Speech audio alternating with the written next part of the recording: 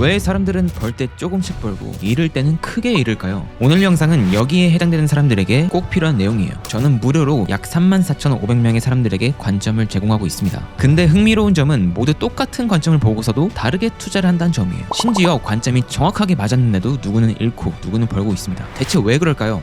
관점을 해석하는 능력이 없었기 때문이에요. 여러분이 잘못했다는 게 아니에요. 그냥 방법을 몰랐을 뿐입니다. 그래서 오늘 그 방법에 대한 모든 것을 알려드리겠습니다.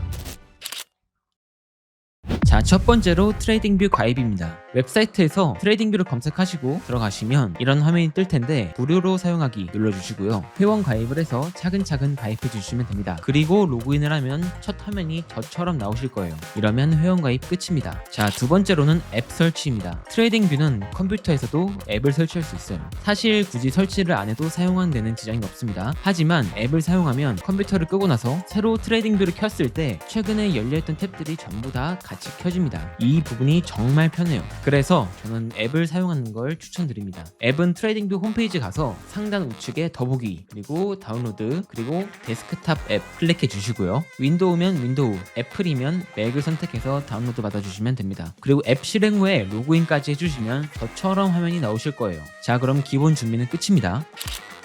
우선 슈퍼차트에 새 레이아웃 만들기, 이거를 클릭해 줍니다. 그러면 이렇게 차트가 나오는데 이제부터 본격적으로 차트 세팅을 해볼 거예요. 우선 차트에 대고 마우스 우클릭을 해줍니다. 그리고 맨 밑에 설정에 들어가 줍니다. 그러면 이렇게 크게 7개의 설정으로 나뉘어진 모습을 볼 수 있습니다. 하나씩 설명해 드릴게요. 자, 첫 번째로 심볼은 캔들의 색깔을 결정할 수 있는 곳입니다. 바디는 말 그대로 캔들의 몸통, 경계선은 몸통을 감싸는 선, 윅은 꼬리를 말합니다. 취향껏 해주시면 되지만 캔들은 정말 가독성이 좋아야 돼요. 저는 흰 바탕을 쓰고 있기 때문에 경계선과 윅은 검정색, 그리고 바디는 기본 설정으로 사용하고 있습니다. 다음은 스테이터스 라인입니다. 차트를 보시면 왼쪽 위에 조그맣게 글씨가 써져 있죠. 이 공간을 제어하는 곳이라고 보시면 됩니다. 전부 다 켜두면 이렇게 길게 형성이 되는데 저는 이게 거슬리기 때문에 메뉴의 로고와 타이틀만 설정해 둡니다. 나머지는 다 꺼두는 편이에요. 그 밑에 차트 밸류, 그리고 바 체인지 밸류까지는 가끔씩 켜두고 보긴 합니다. 그리고 이 밑에 지표, 이 부분은 말 그대로 지표에 대한 설명이 나오냐 안 나오냐를 결정하는 곳입니다. 저는 그냥 기본으로 해두고 있습니다. 다음은 스케일 및 라인입니다.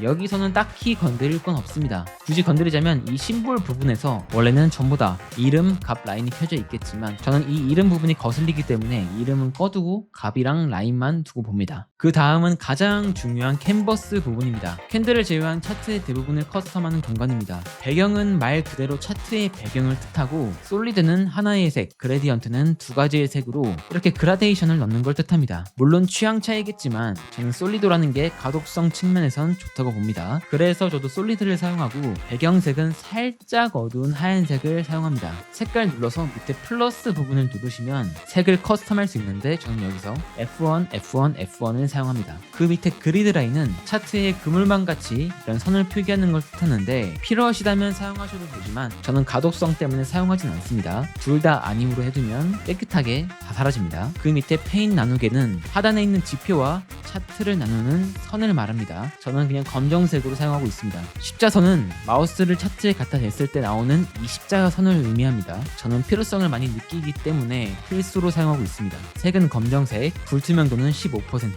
두께는 제일 얇게, 라인 스타일은 중간 것을 사용합니다. 워터마크는 말 그대로 차트 정중앙에 항상 표시될 값을 의미합니다. 티커는 종목명, 인터벌은 타임프레임, 설명은 이 티커에 대한 설명을 뜻합니다. 저는 녹화할 때만 인터벌을 켜두고 평상시엔 아무것도 켜두지 않습니다. 눈금은 차트 우측에 가격을 표시하는 공간을 뜻합니다. 저는 회색에 20포인트를 사용합니다. 그리고 이 라인은 눈금과 차트를 구별하는 선을 뜻하는데 저는 검정색으로 해둡니다. 이 외에는 전부 다 기본 설정으로 사용합니다. 여기까지가 설정입니다. 본인의 설정을 모두 완료했다면 템플릿화 해두시는 걸 추천합니다. 좌측 하단에 보면 템플릿이라고 있을 거예요. 누르고 로우 저장 점점점 버튼을 누른 후에 이름을 설정하고 저장을 누르면 템플릿 저장이 완료됩니다. 설정을 막 건드리다가 다시 돌아오고 싶다면 방금 설정한 템플릿의 이름을 누르면 기존 설정 그대로 다시 돌아오게 됩니다. 자, 이제부터는 제가 실질적으로 사용한 작도 도구와 템플릿을 말씀드리겠습니다. 자, 좌측을 보시면 여러가지 도구들이 있습니다. 거기서 첫 번째 트렌드 라인 툴을 눌러보겠습니다. 여러가지 선들을 그을 수 있는 공간입니다. 이 중에서 가장 많이 사용하는 건 역시 추세줄 그리고 패러렐 채널입니다. 최근엔 빛도 많이 사용하는 것 같아요. 많이 쓰기 때문에 저는 즐겨찾기를 해두었습니다. 그리고 추세줄은 단축키가 있습니다. 차트를 클릭하고 Alt랑 T를 누르면 이렇게 빠르게 작동할 수 있습니다. 그리고 패러렐 채널도 제가 정말 많이 쓰는 도구입니다. 이 패러렐 채널의 설정에 들어가면 기본 설정으로는 이렇게 돼 있을 텐데 저는 가독성 때문에 이렇게 사용하진 않고 이렇게 까만색으로 설정을 해둡니다. 그리고 만약 확장 채널을 보고 싶다면 이렇게 값을 바꿔서 사용합니다. 이 역시 템플릿에 저장해 두고 필요할 때 가져다 쓰고 있습니다. 자, 그럼 두 번째 탭으로 넘어가 볼게요. 피보나치를 중점으로 한 공간입니다. 여기에선 피보나치 되돌림과 추세 기반 피보나치 확장 툴을 많이 사용합니다. 피보나치 되돌림은 여기 나와 있듯이 단축키도 있습니다. 차트에 대고 Alt랑 F를 누르면 이렇게 작도를 할 수가 있습니다. 이 역시 기본 설정은 가독성이 너무 떨어지기 때문에 저는 이렇게 설정해 두고 씁니다. 필요할 때마다 맞는 것만 클릭해서 사용하고 있어요. 이 역시 모두 템플릿화 해두었습니다. 하모닉 패턴을 쓰신다면 각 패턴마다 필요한 피보나치만 설정해 두고 템플릿화 해두면 빠르게 작도가 가능합니다. 추세 기반 피보나치 확장도 똑같이 사용 중입니다. 자, 세 번째 탭은 패턴입니다. 하모닉 패턴과 엘리어트 파동을 중점으로 작도할 수 있는 공간입니다. 저도 자주 사용하는 패턴들이기 때문에 즐겨찾기는 해두었습니다. 이거를 세부적으로 들어가기엔 너무 딥하게 들어가야 돼서 이건 나중에 다뤄볼게요. 자, 네 번째 탭은 예측 및 측정 툴입니다. 매수랑 숏 포지션에 대한 손익비 계산과 가격 계측기가 있는 공간입니다. 제가 사용하는 건 매수 매도 포지션 툴과 가격 범위 기간 범위 도구입니다. 매수 숏 포지션은 영상에서 나온 빨간색 녹색 박스입니다. 매수는 위쪽이 녹색이고 매도는 아래가 녹색입니다. 딱히 커스텀한 건 없고 기본 설정으로 사용 중입니다. 자, 다섯 번째 탭은 그리기 도형 탭입니다. 대부분의 사람들이 이 부분을 가장 궁금해 하실 거예요. 제 최근 영상에서 가장 많이 사용하기도 했고요. 붓이랑 하이라이트는 사실 인플루언서를 위한 도구라서 패스. 쉐입 부분에 메모라는 도구가 있습니다. 저는 이 도구로 오더블럭 그리고 FBG를 작도합니다. 클릭해서 차트에 작도하면 이런 식으로 못생긴 네모가 나올 거예요. 이제 이거를 저는 커스텀에서 템플릿 하는 걸 보여드릴게요. 이거를 더블 클릭해서 설정에 들어간 다음 확장은 익스텐드 라이트, 경계는 검정색에 불투명도 100, 두께는 제일 얇게, 가운데 줄은 필요 없고, 배경은 빨간색에 불투명도 35, 그리고 문자로 넘어가서 색깔은 검정색으로 해주고 텍스트에 오더블럭이라고 적고 포인트는 14, 그리고 볼드체와 이탈릭체 모두 선택하고 얼라인은 내부 그리고 오른쪽 이를 설정해서 확인을 눌러주시면 이렇게 빨간색 박스가 나옵니다. 이제 이거를 설정 들어가서 템플릿을 눌러서 모모로 저장 누른 다음에 이름을 설정하고 저장을 누르면 끝입니다. 이러면 저항 오더블럭 박스가 나와요. 이제 이거를 오더블럭 구간에 컨트롤을 눌러서 자석을 설정한 다음에 작도를 해줍니다. 그러면 이렇게 예쁘게 핸들 하나에 작도가 가능합니다. 꼭 단축키 컨트롤을 누르면서 작도를 해야 자석처럼 이렇게 딱 붙어서 작도가 됩니다. 꼭 이렇게 작도를 하셔야 돼요. 그래서 이거는 저항 오더블럭이고 이제 이거를 녹색으로만 바꾸면 GG 오더블럭이 됩니다. 이것도 템플릿 해두시면 되겠습니다. FBG에도 똑같아요. 이것도 검은색으로 해주고 문자만 FBG로 바꾼 다음에 템플릿으로 저장해 두시면 됩니다. 여기까지가 제가 실질적으로 트레이딩 할 때 사용하는 도구와 커스텀이었습니다. 생각보다 어렵진 않아요. 트레이딩을 할 때 작도를 빨리빨리 할 수 있어야 순간적인 판단이 가능하기 때문에 전부 다 템플릿으로 저장해 두시고 빠르게 작도해 보시길 바랍니다. 이제 다음은 지표로 넘어가 볼 건데요. 제가 사용하는 지표는 거래량, 그리고 단순 이동평균, 그리고 지수 이동평균, 다음은 볼린저 밴드입니다. 사실 얘네들은 커스텀을 크게 하진 않았어요. 볼린저 밴드는 완전 기본 설정이고 이평선들은 저는 202평만 쓰기 때문에 길이만 바꿔주고 색깔만 살짝씩 다르게 해줬습니다. 저는 핑크색하고 파란색을 많이 써요. RSI도 완전 기본 설정인데 RSI 베이스 MA만 꺼줍니다. 그리고 거래량을 키면 이렇게 차트랑 섞이게 나와요. 이것만 우클릭해서 옮기기 아래쪽 세페인을 눌러줘서 차트랑 분리시켜줬습니다. 이래야 저는 가독성이 좀 좋더라고요. 이 외에는 따로 사용하진 않았습니다.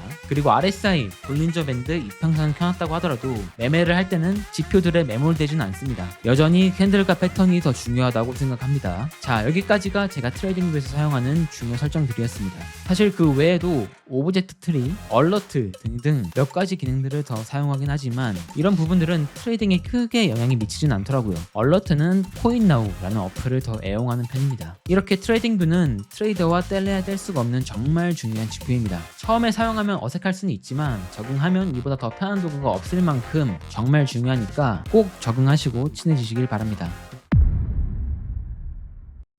기술적 분석에는 크게 두 가지가 있는데 보조지표 분석과 작도 분석이 있습니다. 근데 오늘 배울 건 작도 분석이에요. 대표적인 보조지표 중에는 RSI, MACD, 볼린저 밴드 같은 것들이 있는데 물론 이 지표들이 신뢰도가 낮다라고 하는 게 절대 아니에요. 하지만 지표의 가장 큰 단점은 후행성이라는 겁니다. 이미 나온 차트를 토대로 수학적으로 가공한 과거의 기록이라는 거예요. 보조지표는 말 그대로 보조일 뿐이지 메인이 될 수가 없다는 겁니다. 하지만 오늘 배울 내용은 차트와 가격 그 자체를 분석하는 겁니다. 오늘은 두 가지의 키워드를 중심으로 전개될 거예요. 기관과 세력, 흔히 스마트머니라고 하죠. 그리고 시장의 구조. 추가로 여러분들이 꼭 아셔야 될 게 있습니다. 기술적 분석은 미래를 예언하는 도구가 아닙니다. 미래를 예언할 수 있는 거라면 저도 유튜브 같은 거 안 하겠죠. 하지만 가격이 움직이는 방향을 확률 높은 시나리오로 제시할 수 있는 강력한 도구이기도 합니다. 그리고 지금부터 여러분들 차트에서 불필요한 선들을 지울 겁니다. 자, 첫 번째로 배울 건 오더블럭입니다. 오더블럭은 스마트머니, 즉 돈이 많은 큰 손들의 대량 주문이 발생한 흔적입니다. 우리 같은 개미들과 달리 큰 손들은 천문학적인 자금을 운용하기 때문에 한 번에 매집을 하는 건 불가능해요. 한 번에 매수를 하면 호가를 다 잡아먹으면서 올라가기 때문에 정보를 이용한 전략적인 가격 상승이 목적이 아니라면 특정 가격대에서 의도적으로 물량을 모으거나 털어낼 겁니다. 그리고 이 과정에서 남는 흔적이 오더블럭이라는 거죠. 생김새는 이렇습니다. 음봉의 몸통을 잡아먹는 양봉이 나오면 이 가격대가 큰 손들이 매집을 하는 구간이고요. 양봉의 몸통을 잡아먹는 음봉이 나오면 이 가격대가 큰 손들이 물량을 털어내는 구간입니다. 그렇다면 의미 있는 오더블럭은 어디서 왜 만들어질까요? 이걸 이해하기 위해선 큰 손들의 입장이 되어봐야 됩니다. 만약에 큰 손들이 물량을 모으고 싶어해요. 근데 여기서 매수를 바로 해버리면 호가창이 텅 비면서 가격이 순식간에 폭등을 합니다. 이후에는 받쳐주는 물량이 없으니까 다시 가격은 수직 낙하할 테고 결국 큰 손들은 매우 비싸게 매집을 한 셈이 돼요. 이런 현상을 슬리피지가 발생했다라고 하는데 이 문제를 해결하기 위해선 다른 사람들이 파는 물량을 받아 먹어야 됩니다. 그런데 사람들이 물량을 파는 이유는 대부분 손절을 할 때예요. 그래서 큰 손들은 사람들의 스탑로스 주문이 걸려있을 법한 구간까지 공매도를 이용해서 의도적으로 가격을 하락시킵니다. 그렇게 사람들의 스탑로스 주문이 활성화되고 큰 손들은 헐값의 그 모든 물량들을 받아먹고 추가 매수까지 하면서 가격을 급등시켜요. 이제 여기서부터가 중요합니다. 오더블럭을 살펴보면 발생한 후에 그 구간까지 다시 돌아오는 경우를 심심치 않게 발견할 수 있습니다. 그 이유가 여기에서 나옵니다. 아까 전에 가격을 의도적으로 누르기 위해서 공매도를 활용한다고 했는데 이후에 물량을 잘 받아먹고 가격을 급등시킴으로써 이 공매도는 손실을 보고 있을 거예요. 사실 헐값의 매수를 잘했으니까 결국에 큰손 입장에선 수익이긴 합니다만 그래도 이 공매도를 정리하고 상승하는 게 본인들 입장에선 당연히 이득이에요.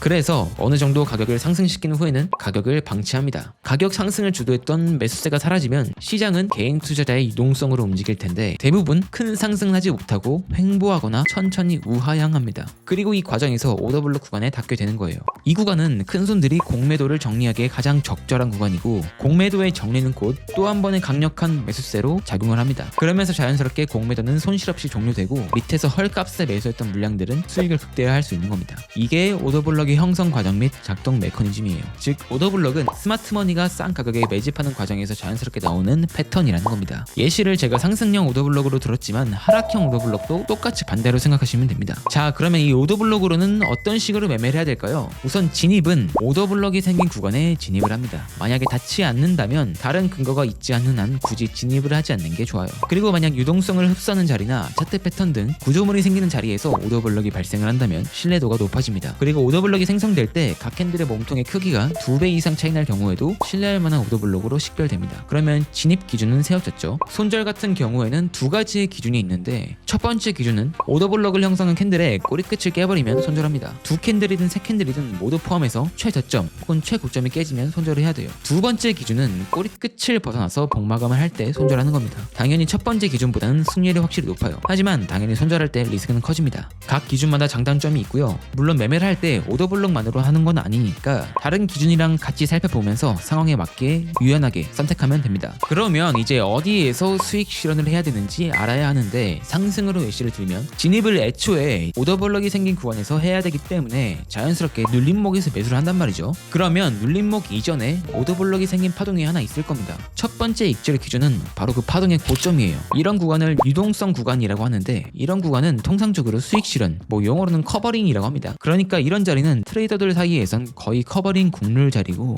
그래서 매도세가 나오면서 저항이 발생할 수 있다는 겁니다. 이해하셨죠? 많은 사람들이 매도를 하니까 당연히 흐름에 맞게 우리들도 해야 되는 거예요. 여기서 2분의 1 익절을 하고 본인의 진입 구간에 스탑로스를 걸어두는 전략을 사용해도 되고 그냥 전부 익절을 하고 다음 자리를 기다려도 됩니다. 여기서부터는 본인 선택이에요. 자, 두 번째 익절 기준은 구조물의 돌파 자리입니다. 일반적으로는 첫 번째 기준은 고점 돌파 자리를 말하긴 합니다만 이따가 말씀드릴 다른 기술적 분석의 구조물을 돌파하는 경우도 포함이에요. 삼각수렴 패턴의 돌파일 수도 있고 컵 앤 핸들 패턴의 돌파일 수도 있고 상승 채널의 상단 돌파일 수도 있습니다. 모든 패턴의 구조물을 돌파할 때가 두 번째 기준입니다. 자, 세 번째 익절 기준은 반대 오더블럭의 출현인데 상승 오더블럭 구간에서 잘 매수를 했다. 그러면 그의 반대인 하락 오더블럭이 발생했을 때를 말합니다. 당연히 상승 근거가 하락 근거로 인해 소멸되니까 포지션을 끌고 갈 필요가 없다는 거예요. 아시겠죠? 자, 그럼 네 번째 익절 기준은 반대 구조물의 출현입니다. 상승 오더블럭에서 잘 매수를 했고 잘 상승하고 있는데 갑자기 하락 패턴이 발생하는 경우가 이 경우입니다. 이러면 주저없이 바로 포지션을 닫는 게 맞습니다. 마찬가지로 상승 근거가 소멸되니까요. 자, 여기까지가 오더블럭에 대한 정의, 형성 원리, 작동 메커니즘, 실전 트레이딩이었습니다. 그리고 많이 여쭤보실 법한 질문들도 정리해놨는데 이거는 제 자료에서 직접 보시면서 이해하시면 됩니다. 자료는 당연히 공약대로 무료로 나눠드릴 거예요. 자, 지금부터 받는 방법을 알려드릴 건데 잘 들으셔야 됩니다. 우선 제 채널의 홈 탭으로 갑니다. 구독을 이미 누르신 분이라면 여기에 영상 하나가 나올 거예요. 만약 구독을 아직도 안 누르신 분들은 구독을 누르시고 새로 고침을 하시면 똑같이 영상 하나가 나올 겁니다. 클릭하고 고정 댓글에 가보시면 제가 자료를 정리해둔 사이트에 링크가 하나 나올 겁니다. 링크로 들어가서 제목 옆에 열기를 누르시면 제가 직접 작성한 기술적 분석에 대한 모든 자료가 교과서처럼 정리되어 있을 거예요. 즉, 이 자료를 보기 위해서는 돈 말고 구독만 누르면 된다는 겁니다. 솔직히 돈 받고 파는 사람들보다 낫다고 생각하시면 이 영상 좋아요도 한 번씩 부탁드릴게요. 자, 그럼 다들 자료도 받으셨겠다. 이제부터는 자료를 펴놓고 바로 두 번째 FBG로 넘어가 볼게요. FBG는 페어밸류 갭의 약자로 스마트머니가 정보 및 자금력을 이용해서 만들어낸 패턴입니다. 본인들이 원하는 가격으로 빠르게 이동시키기 위해 시장에 개입할 때 발생하는데요. 대부분 정보의 불균형을 이용해 이동시키는 경우가 많습니다.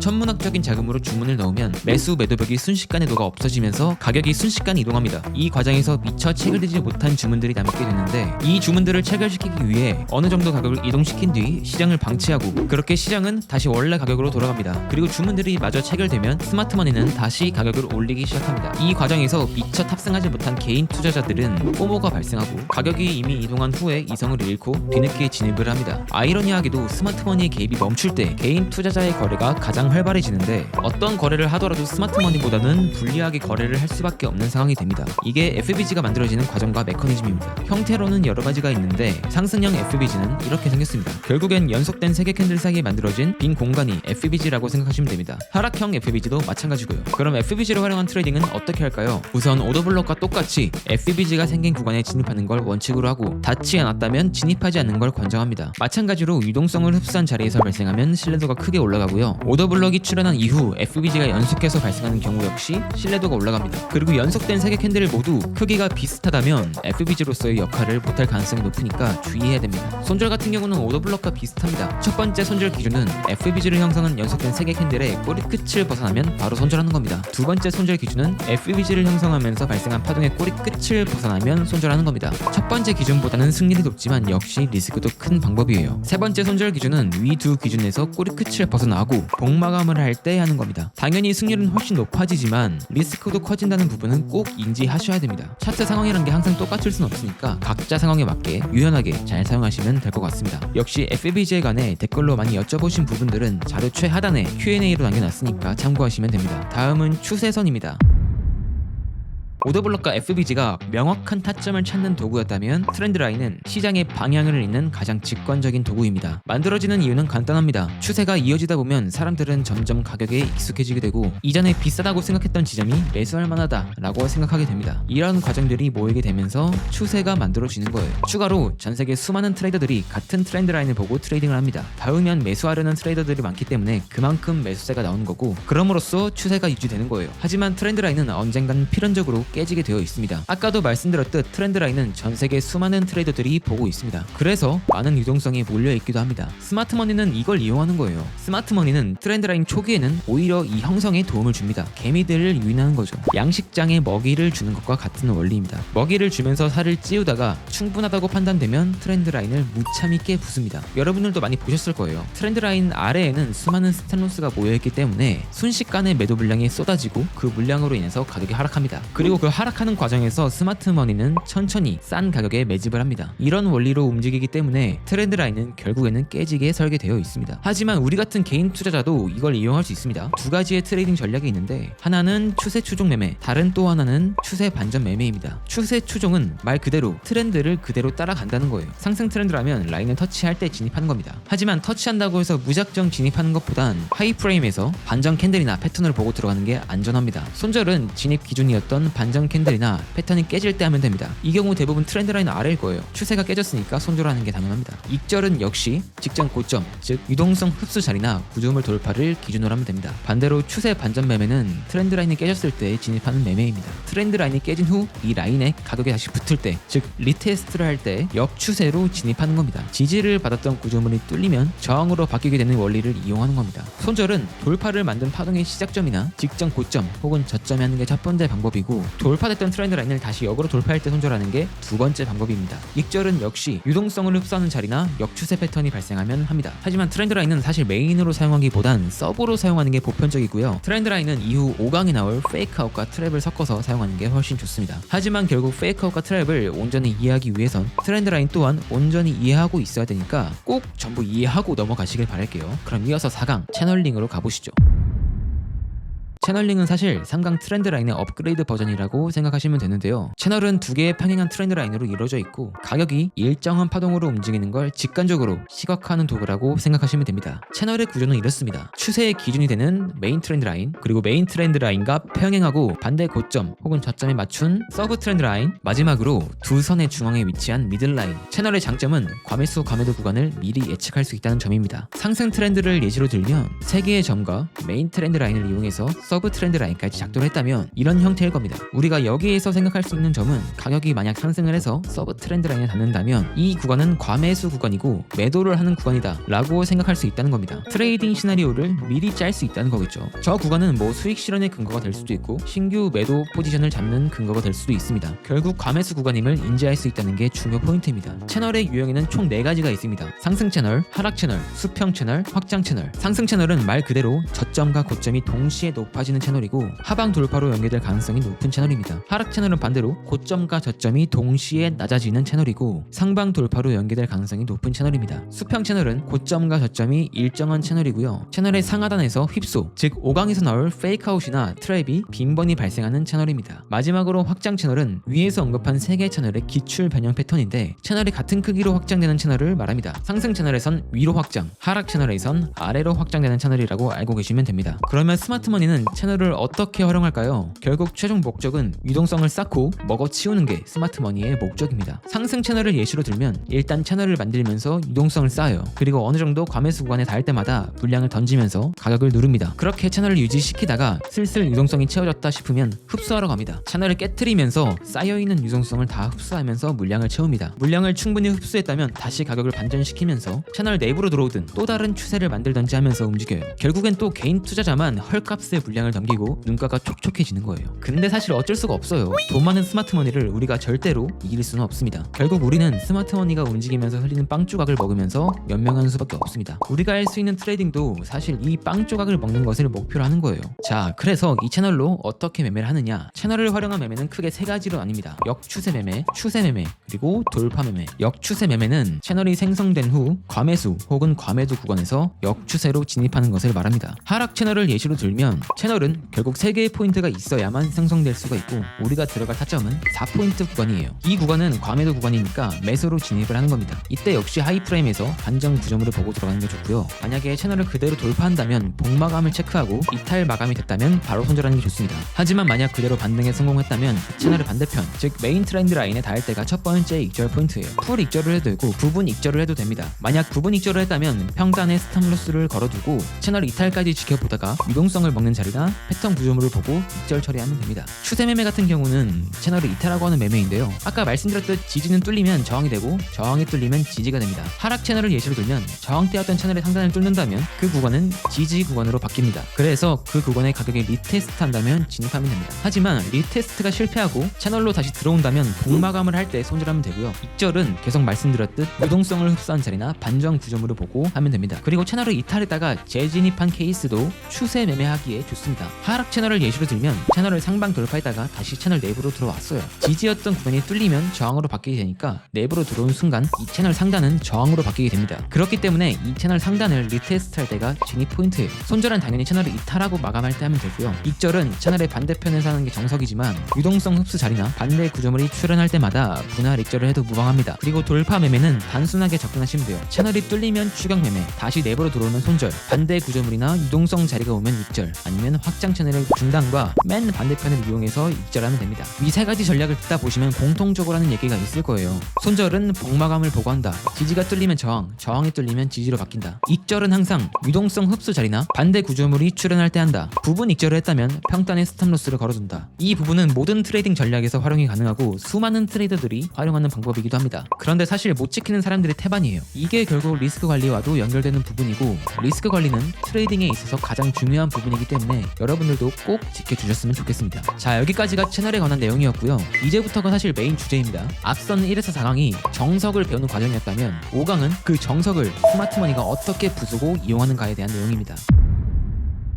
차트에 예쁘게 그려진 지지 저항선은 스마트머니가 언젠가는 다 잡아먹을 구간입니다. 5강의 내용은 크게 두 가지입니다. 페이크아웃과 트랩, 즉 거짓 돌파와 함정입니다. 페이크아웃은 주요 구조물을 돌파하는 척 했다가 급격히 반대 방향으로 회귀하는 현상을 말합니다. 긴 꼬리를 만들면서 형성되는 게 큰 특징이고 하나의 바닥 혹은 고점 형태로 형성됩니다. 트랩 또한 주요 구조물을 돌파한 뒤에 개인 투자자를 유인한 후 다시 회귀하는 현상을 말합니다. 페이크아웃과는 달리 돌파 후에 바로 가격 반전이 나오기보단 약간의 텀을 주면서 움직입니다. 그리고 트랩은 쌍바닥, 쌍고점의 형태로 형성됩니다. 대체 왜 이런 현상이 발생할까요? 스마트머니의 입장에서 살펴보면 답이 나옵니다. 스마트머니가 수천억 원의 물량을 잡으려고 한다고 가정해 볼게요. 당연히 현재 호가창에 있는 매도 물량만으로는 턱없이 부족해요. 누군가가 대량으로 팔아줘야만 그 물량을 받아 먹으면서 진입할 수가 있어요. 그러면 누가 대량으로 팔아줄까요? 바로 손절을 하는 개인 투자자가 주 타겟입니다. 개인들은 대부분 구조물이 깨지는 자리나 직전 저점에 손절 주문을 걸어둡니다. 그래서 스마트머니는 얇은 호가창을 이용해 가격을 의도적으로 밀어버립니다. 아이러니하게도 전 저점이 깨지면 수많은 개인 손절 물량이 나오고 스마트머니는 싼 가격에 물량을 매집할 수 있는 겁니다. 그러면 이건 어떻게 설계될까요? 스마트머니는 일부러 주요 지지나 저항에서 뚜렷한 기준선을 만듭니다. 개미를 꼬시기 위함이죠. 그리고 중요 뉴스 혹은 지표 발표를 좋은 명분으로 삼아서 가격을 밀어버립니다. 이 과정에서 개인들은 터져나가고 스마트머니는 유동성을 흡수합니다. 본리를 마친 스마트머니는 가벼워진 호가창을 이용해서 가격을 다시 기준선 안쪽으로 복귀시키고 올라간 가격을 보고 개미들은 뒤늦게 따라 붙습니다. 그러면서 상승의 가속도가 붙는 원리예요. 대표적인 출현 위치는 중요 매물대, 예를 들면 고점과 저점이 모여있는 구간이라고 보시면 되고요. 패턴 구조물에서도 자주 나오는데 삼각 수렴이나 쐐기형 패턴, 그리고 3, 4강에서 배운 트렌드 라인이나 채널에서도 빈번히 출현합니다. 그리고 보조 지표에서도 나오는데 대표적으로는 20일 이동평균선 혹은 200일 이동평균선에서 자주 볼 수 있습니다. 자, 그럼 원리도 알았고 출현 위치도 알았으니까 이제 이걸 이용해서 트레이딩을 해야겠죠. 트레이딩 전략은 크게 두 가지입니다. 하나는 확인 매매, 다른 또 하나는 예측 분할 매매. 확인 매매는 말 그대로 페이크아웃이나 트랩이 완전히 컨펌되고 나서 진입하는 매매입니다. 가격의 기준선을 이탈했다가 다시 복귀하는 것을 확인하고 진입하는 원리고, 복귀할 때 복마감을 체크하고 들어가거나 리테스트를 할 때 진입하는 게 정석적인 방법이에요. 손절은 페이크아웃이나 트랩이 만들어지면서 찍었던 최저점 혹은 최고점에 설정해 줍니다. 익절은 역시 반대 구조물이 나올 때 이때가 익절 포인트입니다. 저 같은 경우는 대부분 분할 익절로 트레이딩을 합니다. 첫 번째 분할 익절이 됐다면 평단에 스탑로스를 걸어두고 손실 없는 매매로 이어갑니다. 예측 분할 매매 같은 경우는 우선 주의사항이 있습니다. 떨어지는 칼날을 잡는 하이리스크 하이리턴 전략이기 때문에 소액으로 운영하는 게 좋고, 손절을 주저하면 큰 손실로 이어질 수 있습니다. 그래서 이제 막 시작한 초보자보단 어느 정도 훈련이 된 숙련자에게 어울리는 매매인 점은 꼭 인지하셔야 됩니다. 예측 분할 매매는 확인 매매와는 달리 페이크아웃이나 트랩이 발생할 만한 구간을 미리 찾습니다. 그리고 그 구간에서 발생하는 걸 보고 천천히 분할로 진입을 해요. 발생할 때 오더블럭이나 FBG 같은 구조물이 나오는 걸 보고 분할 진입을 해도 무방합니다. 손절은 꽤나 엄격하게 진행됩니다. 진입할 때 현재의 기준이 됐던 구조물이 깨지면 손절하는 게 원칙이에요. 대신 분할로 진입이 된 경우라면 각 기준마다 진입했던 물량을 손절하는 겁니다. 분할 손절이라고 생각하시면 돼요. 첫 번째 구조물에서 진입했고 두 번째 구조물도 출현해서 2분할 진입이 됐다면 각 구조물의 기준이 깨지는 곳에서 각 진입한 물량만큼 손절하는 겁니다. 그리고 만약 잘 반등했다면 기준선이 됐던 구간을 리테스트할 때 2분의 1을 익절합니다. 리스크를 없애는 거예요. 그리고 나머지는 다음 구조물까지 홀딩하는 겁니다. 이 전략은 저점을 잡는 전략이기 때문에 빠르게 분할 익절 처리하면서 리스크를 없애는 게 첫 번째 목표입니다. 그래서 숙련자에게 어울리는 매매라는 거예요. 자, 여기까지가 오더블럭, FBG, 트렌드라인, 채널, 페이크아웃과 트랩이었습니다. 말씀드렸던 기술적 분석은 제가 실제로 트레이딩할 때 사용하는 것들이에요. 오늘 보여드린 예시가 전부는 아닙니다. 차트에는 정말 수많은 유형들이 있고 각 상황마다 순간적인 대응 능력이 있어야 하는 것도 사실이에요. 기술적 분석이 무조건 아닙니다. 트레이딩은 결국 리스크를 어떻게 잘 줄이느냐가 영순이에요. 기술적 분석은 그 리스크를 줄여주기 위한 도구일 뿐이라고 생각하시면 돼요. 각 파트마다 이걸 이용해서 트레이딩을 어떻게 해야 하는지 알려드렸었는데 그 과정에 리스크 관리 과정도 전부 다 녹아 있습니다. 이걸 이용해서 명확한 진입, 손절, 익절 기준을 세우고 트레이딩 하셨으면 좋겠습니다. 여기까지 스킵하지 않고 보신 분들은 성공할 자격이 있으신 분들입니다. 여러분들의 성공적인 투자를 응원합니다. 자, 첫 번째 자리가 찾아왔습니다. 현재 비트코인은 어센딩 트라이앵글을 그리고 있죠. 그리고 좀 더 자세히 들어가면 횡보를 했던 구간의 상단, 딱 이 구간에서 지지가 나오고 있고 이 매물대를 뚫으면서 FVG가 발생했습니다. 그리고 현재 이 FVG와 매물대가 겹친 구간에서 반등이 나오고 있고 하락 트렌드 라인을 뚫어준 상황입니다. 이 구간에서는 상승을 보는 게 훨씬 더 유리합니다. 대신 이 상단에 하락 장악형 오더블록이 발생했으니 매수를 하더라도 이 구간에선 한번 팔고 가는 게 더 좋아 보이네요. 그렇다면 이 트렌드 라인 아래로 내려오기 전까지는 롱 포지션을 받다가 올라왔을 때 파는 게 가장 정석적인 트레이딩 방법이 될 것 같습니다. 그래서 저도 매수에 한번 들어가 보겠습니다.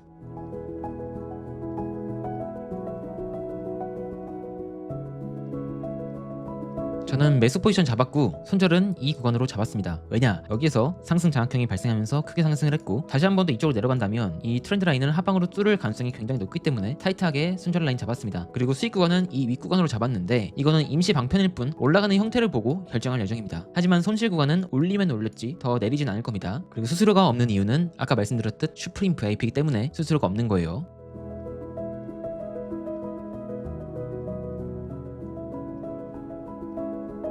자, 비트코인이 반등하고 있습니다. 자, 중간에 이런 빨간 선 하나 그어놨죠. 이 구간이 의미하는 건 유동성을 먹는 자리이기 때문입니다. 이런 구간은 먹고 나서 떨어질 수도 있는 구간이라 체크를 해둔 거고 저도 여기를 넘어갈 때 무빙을 보고 절반 정도는 정리할 수도 있을 것 같습니다. 일단 차트를 조금 더 지켜봐야 될 것 같네요.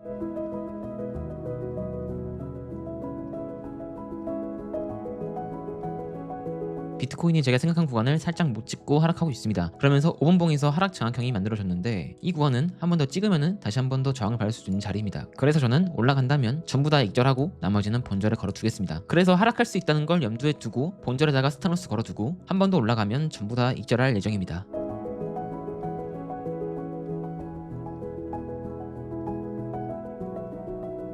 자, 첫 번째 매매는 본절에 종료됐습니다. 생각한 구간들보다 조금씩 덜 도달하게 되면서 아쉽게 본절에 나갔네요. 하지만 괜찮습니다. 시세를 지킨 것만으로도 절반은 한 거니까요. 그럼 이제 다음 자리 찾아보겠습니다.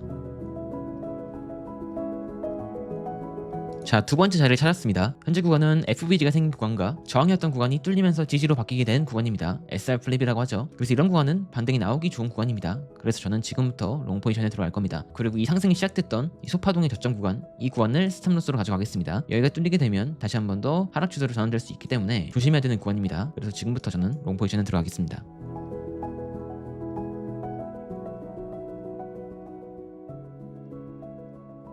자, 포지션이 전부 다 들어가줬고 천천히 지켜볼게요.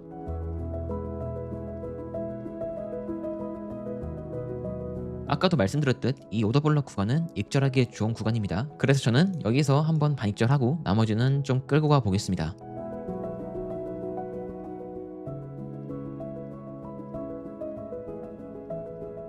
자, 비트코인이 잘 반등하고 있습니다. 저점을 형성하고 올라가는 거기 때문에 손절 라인을 여기로 상향 조정할 수 있겠죠. 저는 상향 조정해 두겠습니다. 이럼으로써 리스크는 조금 더 줄어들었다고 보면 되겠죠.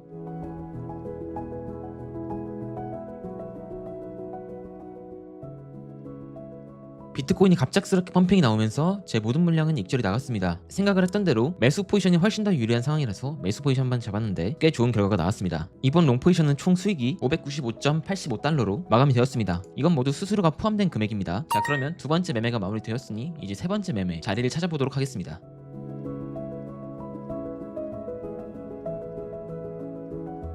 자, 일단 비트코인은 현재 거래량을 동반해서 상승해 주었고 매물대를 뚫어주면서 FVG를 만들어줬습니다. 그래서 만약에 내려오면 반등한다는 가능성을 보고 다시 한번 롱 포지션에 들어가 볼 것 같습니다. 자리를 주기 전까지는 최대한 참아 볼게요.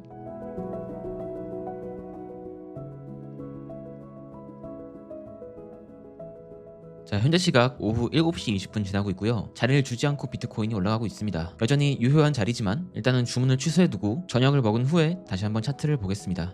자, 밥 먹고 오니까 비트코인이 어센딩 트라이앵글을 상방 돌파했습니다. 그래서 여전히 매수 관점이 훨씬 더 유리한 관점이 맞아요. 그래서 저도 다시 한번 롱 포지션에 도전하려고 합니다. 그래서 낮은 타임프레임으로 보니까 하락 트렌드 라인은 상방 돌파하고 하단에 상승형 오더 블럭을 만들어주면서 지지를 받고 올라가려는 무빙을 보여주고 있습니다. 그래서 저도 매수에 들어가려고 합니다.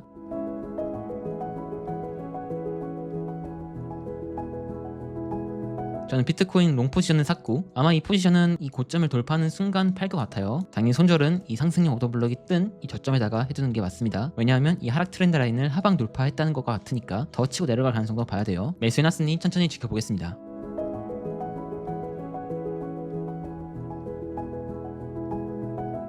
자, 비트코인이 약간 반등하고 있습니다. 근데 생각을 해보니까 여기에 매물대가 하나 살짝 있더라고요. 그래서 저는 여기에서 절반 익절하고 나머지는 쪽 끌고 가는 쪽으로 관점을 살짝 변동해 볼까 합니다. 왜냐하면 여기 유동성을 먹고 다시 한번 하락할 수도 있기 때문에. 그래서 여기서 절반 익절하고 나머지는 끌고 가 볼게요.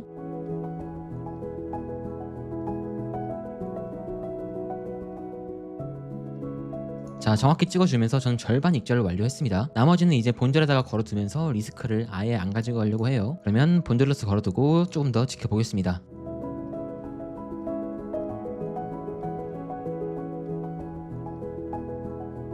비트코인이 계속해서 상승하고 있습니다. 근데 거래량 보니까 한번 크게 튀었어요. 그래서 다시 한번 고점을 갱신했을 때 여기서는 한 번 더 막힐 가능성이 꽤 커 보여요. 그래서 저는 크게 욕심부리지 않고 다음 고점에서 전부 다 팔도록 하겠습니다.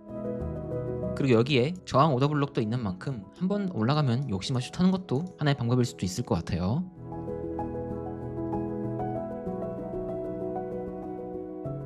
자, 비트코인이 목표값을 채워주고 전량 다 익절됐습니다. 매매일지를 써볼게요. 방금 거래로 629.4달러를 벌었고 오늘 총 수익은 1190.81달러입니다. 제 오늘 거래는 여기까지 할 겁니다. 제가 생각했던 목표 수익을 오늘 다 받고 목표를 잃었다면 과감하게 차트를 끌 수 있어야 됩니다. 오늘 매매는 2승 1무, 패배는 하지 않았지만 이걸 패배로 친다면 승률은 약 66% 정도 되고 총 수익금은 1190달러, 한화로 하면 약 160만원 정도 벌었습니다.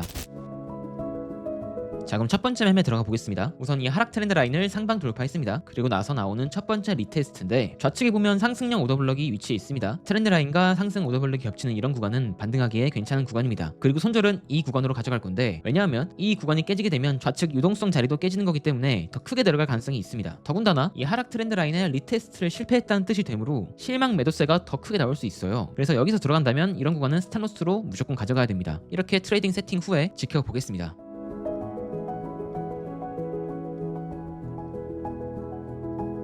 자, 마지막으로 이 트렌드 라인을 지켜줄 수 있는 자리이기 때문에 저는 추매를 한 번 더 진행해 볼게요. 자, 추매 완료됐고 스탑은 그대로 둔 상태로 지켜보겠습니다.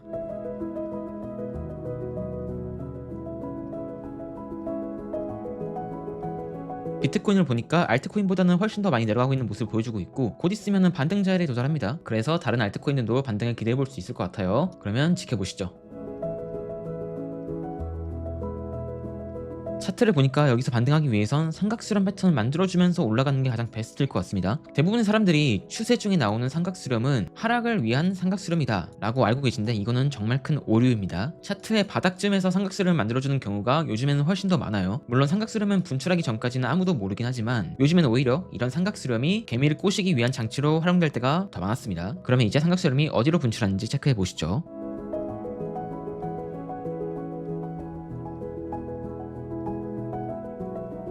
비트코인도 반등할 자리에서 잘 반등해주고 있고 솔라나도 잘 반등해주고 있습니다. 추세가 좋아서 그냥 이대로 쭉 지켜봐도 될 것 같네요. 저는 그러면 이대로 세팅해두고 밥 먹고 오겠습니다.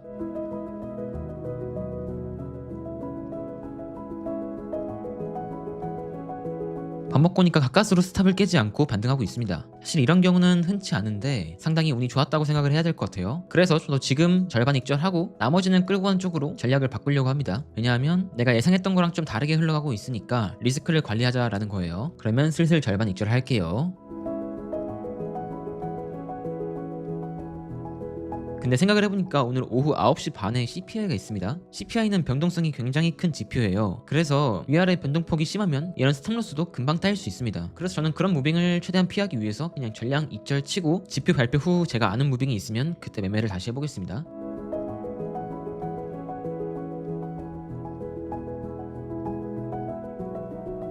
자, 익절이 나가고 있습니다.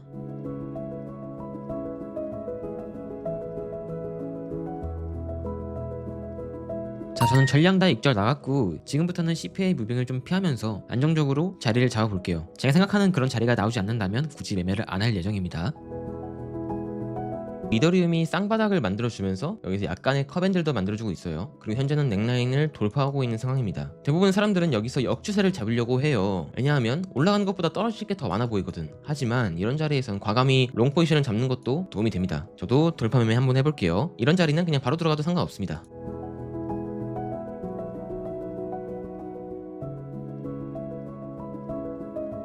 자, 저는 롱 포지션 들어가줬고 돌파 매매를 했기 때문에 평단이 좋진 않아요. 그렇기 때문에 크게 먹으려고 생각을 하면 안 됩니다. 대부분 이렇게 막 1대1 구간을 먹으려고 할 거예요, 사람들이 대부분. 하지만 욕심 부리지 말고 평단이 좋지 않으니까 절반만 먹자라는 생각으로 접근해야 됩니다. 그리고 스탑은 올라왔던 파동 그리고 소파동 중에서 가장 최근의 저점에다 해두는 게 정배예요. 왜냐하면 올라오면서 이렇게 오더블럭을 착실하게 쌓아줬어요. 그리고 하나가 터지게 되면 연쇄적으로 터질 가능성이 높으니까 가장 최근의 저점에다 해두는 게 맞습니다. 일단 목표값을 여기로 잡았지만 올라오는 캔들을 보면서 그때그때 상황 판단을 할 것 같아요. 이럴 때는 거래량 켜두면서 거래량이 터질 때 익절하면 가장 좋아요.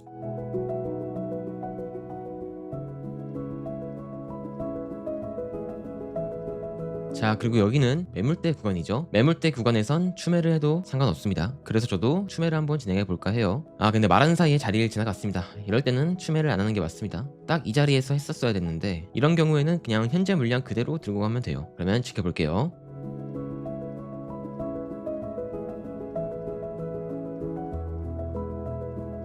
자, 이더리움 반등하고 있는데 거래량 튀고 있죠. 이럴 때는 그냥 과감히 익절하는 게 좋습니다. 저도 익절하겠습니다. 저는 전량 다 익절했고 매매 일지를 적어볼게요. 오늘은 수요일이고 방금 거래한 건 이더리움, 포지션은 롱 포지션이었죠. 그리고 익절했고 수익금은 684.38달러. 그래서 어제와 오늘 총 수익금은 1154.38달러입니다. 제가 생각하는 목표 수익은 1500달러에서 2000달러 정도입니다. 그리고 이제 다시 한번 자리를 잡아볼게요. 자, 이제 리플 차트를 보니까 5분봉 고점 기준에서 이중 장악형 오더블럭이 발생했어요. 이 구간은 저항으로 작용됩니다. 그래서 이런 구간은 매도하기에 굉장히 괜찮은 구간으로 보시면 됩니다. 그래서 저도 지금부터 리플은 숏을 쳐도 괜찮을 것 같다는 생각이 들어요. 그래서 저 또한 트라이를 한번 해볼게요. 천천히 분할 매도하면 될 것 같습니다. 당연히 최종 손절은 이 오더블럭이 발생했던 구간의 최고점으로 해야 됩니다. 그 전까지는 천천히 매집을 해도 좋을 것 같습니다.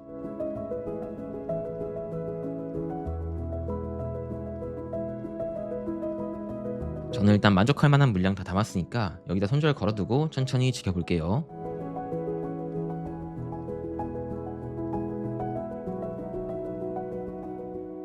일단 첫 번째 익절은 하단의 오더블럭 구간이 꽤나 겹쳐있는 구간이에요. 그래서 방금 만들어졌던 이 저점을 살짝 갱신해버리면 전 여기서 절반 익절 하려고 합니다. 나머지는 쭉 들고 가 볼게요.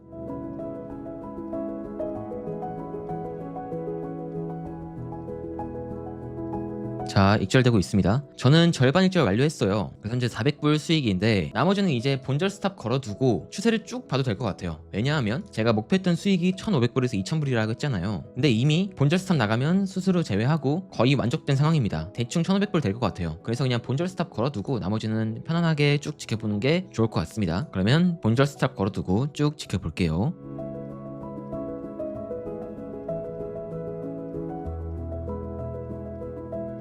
나머지 물량은 본절로 세 체결됐고 세 번째 매매는 8월 13일 수요일, 종목은 리플, 포지션은 숏, 이것도 익절했고 최종 수익 금액은 308달러. 트레이딩 뷰에서 링크 카피한 다음에 매매 복귀에다가 넣어두고 최종 수익 금액은 1462.42달러. 하나로 약 197만 4천원입니다. 그래서 현재까지 누적 수익금은 약 2652달러. 하나로 358만 200원 수익으로 2일차 매매를 종료했습니다. 자, 그럼 첫 번째 매매 시작해 보겠습니다. 현재 이더리움이 하락 다이아고날을 만들어주고 있죠. 그리고 현재 저점을 갱신하면서 반등이 나오고 있습니다. 이런 식으로 큰 패턴을 포착하고 낮은 타임프레임으로 가면 어느 정도 매수 타이밍이 나옵니다. 여기가 저점이라는 가정하에 현재 올라가는 이 모양새가 제가 정말 자주 사용하는 오더블럭이 형성되는 형태죠. 이 음봉을 다 감싸는 형태로 나타난다면 이 구간은 추후의 지지 구간으로 작용됩니다. 그렇지 않더라도 여기서부터 추세 반전의 신호가 나타나는 거예요. 자, 마침 딱 마감이 됐습니다. 그러면 이제부터는 매수를 받아도 돼요. 언제까지? 이 오더블럭의 저점이 깨지기 전까지는 매수를 천천히 받아도 된다. 즉 추전 손절은 여기로 가져가도 된다 라는 거예요. 그렇다면 지금부터 롱을 받아보면 나쁘지 않은 손익비가 나옵니다. 왜냐하면 큰 패턴으로 봤을 때 다이아고날은 이 추세 라인, 그러니까 이 하락 트렌드 라인을 상방 돌파하는 특징이 있습니다. 그것도 빠른 시간 내에. 그러니까 지금부터는 음봉이 나올 때마다 매수를 하면 돼요. 무슨 느낌인지 아시겠죠? 마침 5분봉을 보니까 여기 매물대도 있죠. 그래서 지금부터는 천천히 매수에 들어가도 괜찮을 것 같아요. 저도 매수에 들어가 보겠습니다. 자, 저는 매수에 들어가졌고요. 지금부터는 이 저점에다가 손절을 걸고 천천히 지켜보면 될 것 같습니다. 그리고 내려올 때마다 매수를 하는 거. 애초에 진입을 할 때 분할 매수를 고려하고 들어갔죠. 그러니까 지금부터는 내려올 때마다 매수를 받아볼 겁니다. 그러면 천천히 지켜볼게요.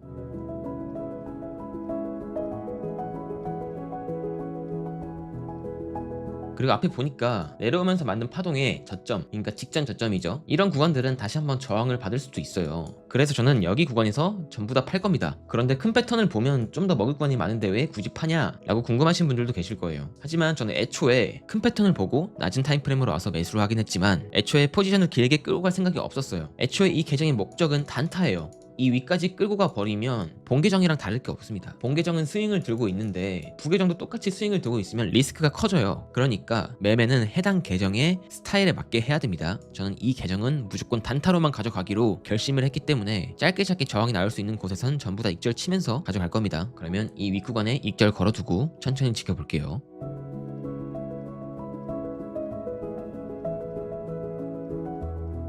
자, 비트코인이 횡보를 하고 있습니다. 그런데 반등하는 과정에서 여기서 한 번 더 이중 장악형을 만들어줬어요. 양봉을 감싸는 음봉이 나왔고 이 음봉을 감싸는 양봉이 나왔습니다. 그러면 이 중간 캔들의 몸통 구간은 강력한 지지 구간이 됩니다. 그래서 여기를 뚫지 못하고 계속해서 반등이 나오고 있는 거예요. 그래도 일단 굳이 지금 대응할 필요는 없을 것 같고 목표하는 값까지 천천히 더 기다려 보겠습니다.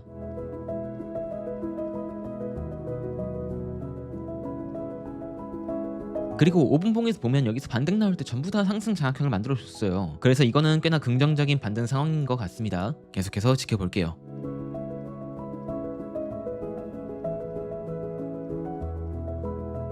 자, 이더리움이 반등했습니다. 저도 방금 여기서 전부 다 익절 나갔어요. 제가 생각했던 값에서 전부 다 익절 나갔습니다. 올라가는 형태가 3개의 파동의 형태로 올라가고 있어요. 그래서 이 구간에서 한 번 더 막힐 수가 있어요. 그리고 매물대도 있으니까 저도 그냥 전량 다 익절한 겁니다. 그럼 매매 일지를 적어볼게요. 방금 거래했던 종목은 이더리움이었고 롱 포지션이었죠. 그리고 익절 완료했고 총 수익금은 1010.31달러입니다. 다행히 익절하고 떨어지는 모습을 보여주고 있는데 저는 이제 그럼 다시 한번 자리를 찾아보겠습니다. 그리고 이 차트 또한 매매 복귀에다가 넣어두겠습니다. 트레이딩 뷰에서 컨트롤 쉬프트 S를 누르면 이미지 카피가 되고 알트 S를 누르면 링크 카피가 됩니다. 원하시는 걸로 하시면 돼요. 그러면 이제 다음 자리 찾아보겠습니다.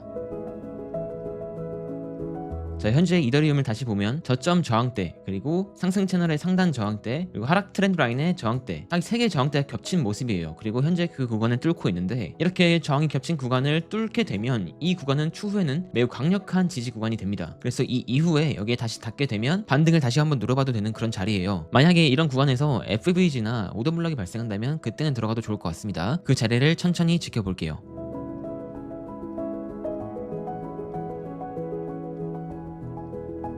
보니까 채널을 상단 리테스트 할 때부터 조금씩 들어가도 괜찮을 것 같아요. 이런 구간부터 천천히 저도 롱 포지션 들어가 볼 겁니다. 언제까지? 이 하락 트렌드 라인 안쪽으로 들어오기 전까지 안쪽으로 만약에 들어와 준다면 저는 그때는 손절할 거예요. 자, 천천히 들어가 보겠습니다.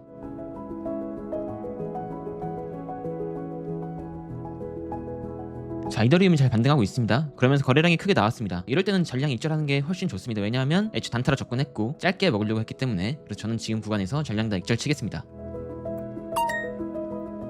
자, 전량 익절 다 완료됐고 매매일지 다시 한번 적어볼게요. 이번에도 이더리움으로 했고 이번에도 롱 포지션으로 했고 이번에도 수익을 받고 이번 수익금은 607.17달러입니다. 매매 복귀에다가 차트 사진 붙여서 넣어두고 진입 근거 적어주고 이 정도로 정리하고 다음 자리 찾아볼게요. 물론 현재 제 오늘 목표 금액을 전부 다 달성했지만 현재 거래의 흐름을 탔기 때문에 한 번만 더 해보겠습니다. 그러면 자리 한 번 더 찾아볼게요. 자, 거래량이 터졌을 때 하락이 나오는 건 너무나 당연한 얘기입니다. 그래서 현재 하락이 나오고 있는데 단기적인 상승 추세를 살짝 벗어났어요. 그리고 하락하는 과정 중에서 조그만 FVG 발생했습니다. 이런 구간은 숏을 잡아도 괜찮은 구간이에요. 왜냐하면 바로 앞에 손절가가 있고 손익비가 굉장히 괜찮은 구간이죠. 그래서 만약에 저는 반등을 해준다면 숏에선 리테스트 플러스 FVG가 겹치는 이런 구간에서 저는 숏에 들어가 볼 것 같습니다. 자리를 조금 더 기다려 볼게요. 아마 이게 마지막 매매가 될 것 같습니다.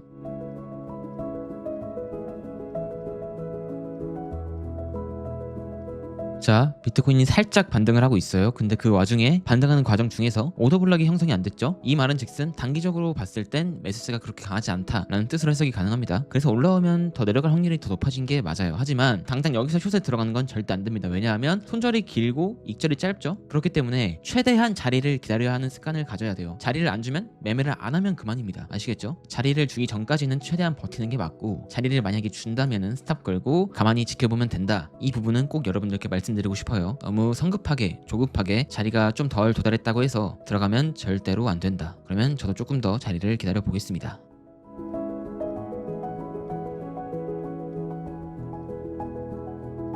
저는 이 극점에 숏포지션 들어가셨습니다. 그래서 이제부터는 스탑은 무조건 고정하고 익절은 유기적으로 거래량 터질 때나 아니면 이 밑에 유동성을 먹을 때나 반등하는 패턴이 나올 때 익절할 예정입니다. 그러면 천천히 지켜보겠습니다.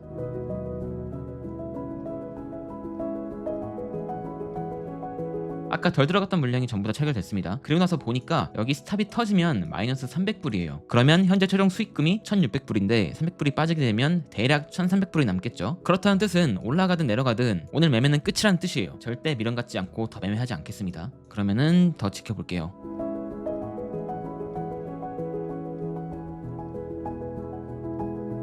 자, 현재 이더리움이 반등하고 있습니다. 근데 올라오는 형태를 보니까 올라오면서 상승 장악형을 계속해서 만들어주고 있어요. 그래서 이거는 본절에 오면 빠르게 손절하거나 아니면 손절 터지는 수밖에 없을 것 같습니다. 올라가면 생각했던 리스크를 감수한 거고, 내려온다면 그 손실을 줄일 수 있는 거고, 절대로 스탑을 위로 올리거나 하면 안 됩니다.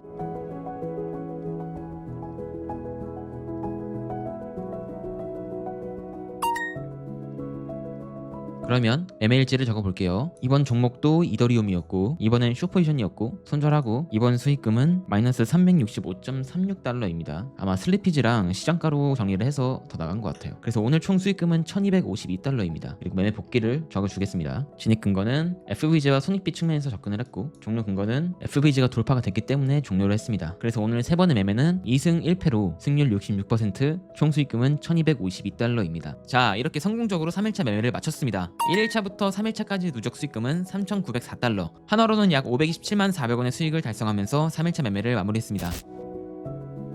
자, 그럼 첫 번째 매매 들어가 보겠습니다. 우선 현재 비트코인은 이 하락 트렌드 라인을 기준으로 움직이고 있습니다. 하락 트렌드 라인이 형성된 이후로 현재는 돌파가 됐고, 돌파하는 과정 중에서 리테스트까지 예쁘게 하고 올라갔어요. 그리고 여기서 중요하게 봐야 될 건 리테스트하는 과정 중에서 상승형 오더블럭을 만들어줬습니다. 근데 이거는 자세히 보면 이중 장악형이죠. 이 양봉을 다 감싸는 음봉이 나왔고, 이 음봉을 다 감싸는 양봉이 나왔습니다. 다시 한번 거대한 양봉으로 감싸면서 지지를 받을 수 있는 구간으로 만들어줬습니다. 이런 구간은 강력할 수밖에 없어요. 뭐가? 매수세가. 그러니까 지금 구간은 매수를 받기에 굉장히 괜찮은 구간이다. 그래서 저도 이걸 기준으로 지금부터 천천히 매수에 들어가 보겠습니다. 자, 우선 매수에 들어가셨고요. 일단은 스탑로스를 이 오더블럭이 형성된 저점 여기에다가 해둘 겁니다. 하지만 이거는 좀 더 유동적으로 변경될 수 있어요. 언제까지? 이 하락 트렌드 라인이 하방 돌파될 때까지. 일단은 그 점은 미리 염두에 두고 매수에 들어갔습니다. 익절은 어디서 하냐? 이 고점을 살짝 넘어갈 때, 이 고점 유동성을 먹을 때 절반은 익절할 거예요. 여기서 2분의 1 정도 익절하고 나머지는 쭉 끌고 갈 겁니다. 근데 이러면 손익비가 안 나오는 거 아니냐? 1대1도 안 되지 않냐? 네, 맞습니다. 하지만 억지로 1대1을 맞추다가 먹을 것도 못 먹는 경우가 상당히 많거든요. 이게 손익비의 함정이에요. 유튜브 영상이나 강의 영상을 보면 손익비는 무조건 1대1 이상으로 해라, 이런 말을 하곤 합니다. 물론 이게 틀리다는 말은 아니에요. 하지만 항상 그런 건 아니에요. 차트는 숨을 쉬면서 움직이는 생명체입니다. 그 과정에서 손익비를 무조건 1대1로 고정하는 건 저희가 핸디캡을 들고 하는 거나 마찬가지예요. 무슨 느낌인지 아시겠죠? 손익비는 무조건 1대1로 고정할 필요는 없다. 하지만 당연히 1대1 이상이면 좋다, 이거예요. 즉 필수는 아니지만 권장이다 라고 이해하시면 됩니다. 저희가 돈 벌려고 트레이딩하지 손익비 1대1 맞추려고 트레이딩하는 거 아니잖아요. 그러니까 손익비의 함정 조심하셔야 됩니다. 그래서 저는 일단은 이 고점 벗어날 때 절반 익절을 할 거예요. 나머지는 본절 걸고 홀딩 하던지 그때그때 상황 보면서 할 겁니다. 그리고 만약에 이 하단까지 와준다면 저는 이때 다시 한번 추매할 겁니다. 이 자리는 뭐냐? 5분봉에서 나온 상승형 오더블럭이다. 그러니까 즉 15분봉에서의 오더블럭과 5분봉에서의 오더블럭이 겹치는 자리예요. 이런 자리는 상당히 신뢰도가 높습니다. 와주면 땡큐 하면서 잡아야 되는 자리예요. 무슨 느낌인지 아시겠죠? 그러니까 하나의 타임프레임으로만 보면 안 된다. 5분봉, 15분봉, 1시간봉, 4시간봉 전부 다 체크를 해야 됩니다. 그러면은 일단 반등하고 있으니까 천천히 지켜볼게요.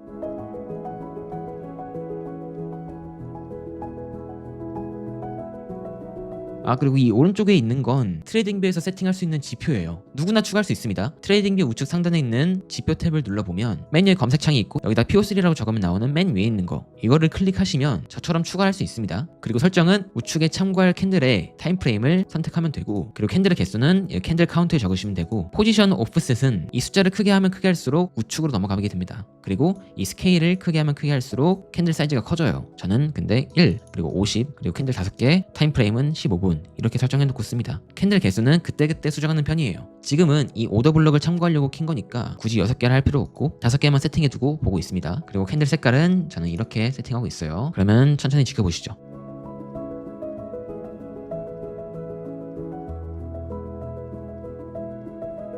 자, 오더블럭이 닿았습니다. 저는 여기서 추가 매수 한번 해볼게요. 자, 추가 매수 완료해서 평단이 좀 내려왔어요. 곧장 반등을 잘해주고 있는 모습을 보여주고 있죠. 추매할 타이밍 잘 잡은 것 같습니다. 미리 자리를 구해놓고 자리가 올 때까지 기다리는 거, 사실 이게 정말 어려운 거예요. 하지만 여러분들도 하셔야 됩니다. 충분히 할 수 있는 거예요. 자리를 안 주면 그냥 추세를 기다리면 돼요. 근데 자리를 주면 추매를 하면 됩니다. 내려오면 추매하고 그냥 올라가면 추세 먹고 이렇게 하면 됩니다. 그리고 손절 라인 깨면 손절하면 되고, 그렇게 어려운 건 없습니다. 그러면 천천히 지켜볼게요.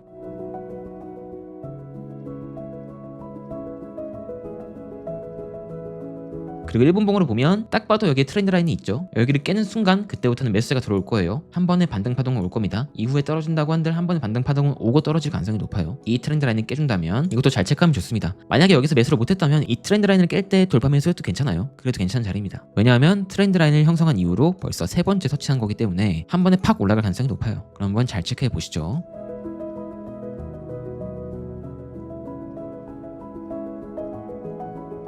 자, 비트코인이 잘 반등해주고 있습니다. 결국 여기서 추매한 건 정말 잘한 추매였어요. 이 자리가 어디라고 했죠? 바로 15분봉의 오더블럭 구간과 5분봉 오더블럭이 겹친 이 구간입니다. 그리고 아까 1분봉에서 여기가 돌파되면 돌파 매수를 박아도 되는 자리다 라고 말씀드렸는데, 깨고 나서 크게 반등이 나오고 있습니다. 이렇게 많이 막혔던 구간은 뚫으면은 추세가 크게 나올 가능성이 높아요. 비록 이게 1분봉일지라도 결국 모든 요소들이 복합적으로 작용해서 반등이 나오고 있다. 즉 타임프레임은 1분봉이든 5분봉이든 15분봉이든 1시간봉이든 4시간봉이든 전부 다 봐야 된다 라는 겁니다. 이해하셨죠? 자, 그러면 저는 고점 부근 왔으니까 슬슬 익절할 준비하겠습니다. 저는 이 고점을 넘기는 순간부터 반익절 할 겁니다. 자, 저는 절반 익절 완료했고 현재 확정 수익 $800입니다. 나머지는 본절에다 걸고 쭉 홀딩해봐도 괜찮을 것 같아요. 그럼 나머지는 일단 홀딩해 보겠습니다. 언제까지? 하락 시그널이 나오기 전까지. 그리고 현재 또 반등하면서 15분 상에서 또 오더블럭을 만들어줬어요. 하단에 있는 거는 지워보겠습니다. 새로운 오더블럭만 남길게요. 만약에 다시 한번 밑으로 내려가 준다면 여기서 또 반등이 나올 가능성이 높아요. 만약에 여기 깨지면 하락하겠죠. 근데 딱 평단이 여기입니다. 적절하게 잘 형성되어 있는 것 같아요. 그러니까 평단 오기 전까지는 쭉 홀딩해봐도 괜찮다라고 생각을 하고 지금은 쭉 홀딩해 보겠습니다. 자, 비트가 생각보다 정말 잘 반등하고 있어요. 그래서 저도 빠르게 단타를 익절할 자리를 찾아봤는데 1시간봉에서 보니까 하락할 때 처음에 저항 오더블럭을 만들어줬어요. 자, 양봉을 감싸는 음봉이 나왔으니 이 양봉의 뭉텅 구간은 저항 구간이 된다. 이제 아시겠죠? 그래서 저는 이 오더블럭 구간에서 전량다 익절 칠 예정입니다. 이 구간에서는 다시 한번 하락이 약간 나올 수 있어요. 그리고 애초에 단타로 가져갈 생각이었기 때문에 이런 저항 구간들에선 전부 다 익절 치고 가는 게 맞습니다. 그러면은 자리를 좀 더 기다려 볼게요.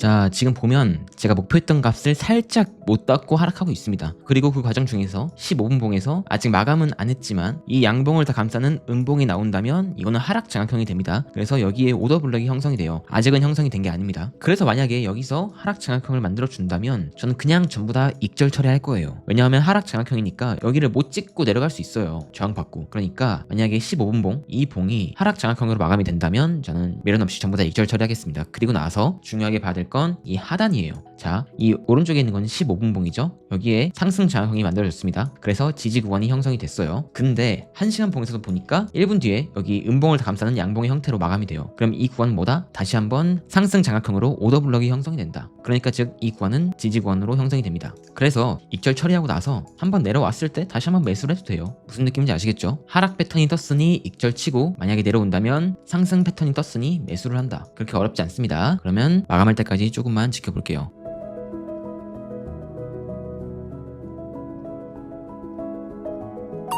자, 하락 장악형이 마감됐습니다. 그래서 저는 전량 다 익절했고 매매 일지를 적어보면 오늘은 25년 8월 26일이고 비트코인 매매했고 롱 포지션이었고 익절했고 수익금은 1,550달러입니다. 한화로 따지면 대략 209만원 정도입니다. 그래서 이 매매로 오늘 일당은 전부 다 채웠어요. 제가 목표하는 금액은 1,500달러에서 2,000달러입니다. 하지만 첫 매매를 생각보다 꽤 크게 잘 익절했습니다. 그래서 만약에 방금 제가 찾은 자리인 이 구간에 온다면 다시 한번 단타를 쳐볼 것 같아요. 일단은 매매 일지를 적어보겠습니다. 진입 근거는 15분봉과 1시간봉 오더 블럭이 발생해서 들어갔고 종료 근거는 직전 고점에서 반익절 치고 나머지는 15분봉 하락 장악형이 떴기 때문에 종료했습니다. 그러면 자리를 천천히 기다려 보겠습니다. 자, 자리가 찾아왔습니다. 전 여기서 한번 분할 매수 해보겠습니다. 대신 물량은 아까보다 적게 들어갈 겁니다. 왜냐하면 첫 번째 매매를 잘 끝냈으니까 이번 포지션은 크게 손실이 나면 안 됩니다. 그래서 아까보다 물량을 절반으로 줄일 거예요.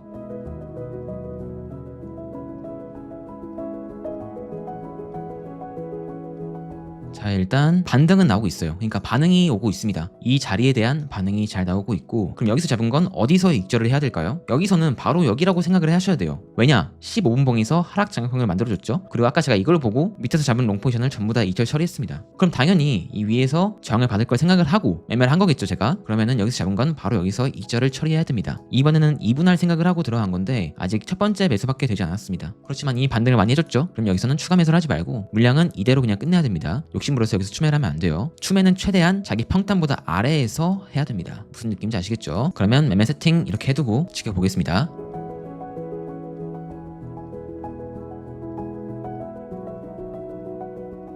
아, 제가 실수했습니다. 지정가로 한다는 걸 모르고 시장가로 클릭을 하고 주문을 걸어서 전량 다 익절됐네요. 이런 거는 뭐 어쩔 수 없습니다. 그럼 매매 일지를 적어볼게요. 8월 26일 비트코인 롱 포지션 수익 총 수익금은 226.0918달러. 매매했던 차트도 그대로 여기다가 붙여주고 진입 근거는 1시간봉 오더 블럭 그리고 15분봉 오더 블럭이었죠. 종료 근거는 15분봉 저항 오더 블럭. 지정가로 걸었어야 했는데 모르고 시장가로 정리함. 이 정도로만 정리하면 될 것 같습니다. 두 번째 매매는 굉장히 스피디하게 끝났죠. 타점을 미리 생각을 해두고 정확한 구간에서 매수에 들어갔습니다. 이거를 미리 구해놓지 않았다면 어버버 하다가 이런 구간에서 탔을 거예요. 하지만 미리 구해뒀기 때문에 좋은 평단을 사서 잘 팔았다고 볼 수 있을 것 같습니다. 그래서 지금까지 총 두 번의 매매를 했고 총 수익금은 1,776달러. 하나로 따지면 대략 239만 7천원 정도입니다. 이렇게 4일차 매매도 성공적으로 마무리됐고 현재까지 대략 5,680달러, 하나로 약 766만 8천원을 달성했습니다.